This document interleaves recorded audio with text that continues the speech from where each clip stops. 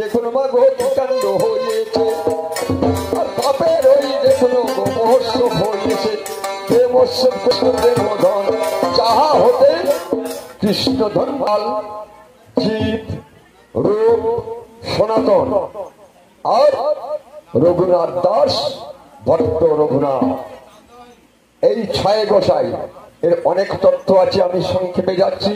এই ছয় গোসাইয়ের মধ্যে রঘুনাথ দাস খুব গরিব ছিলেন, তাই আপনারা বলুন যে দেওয়ার মতন কিছু নাই, আমি কি দিয়ে তোমাকে সেবা দেব?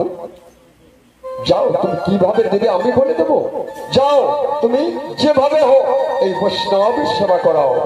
তাই ভিক্ষা দেবে কে গো আমার শিক্ষা দেবে কে, ওই আমার ভিক্ষা দেবে কে গো আমার শিক্ষা দেবে কে।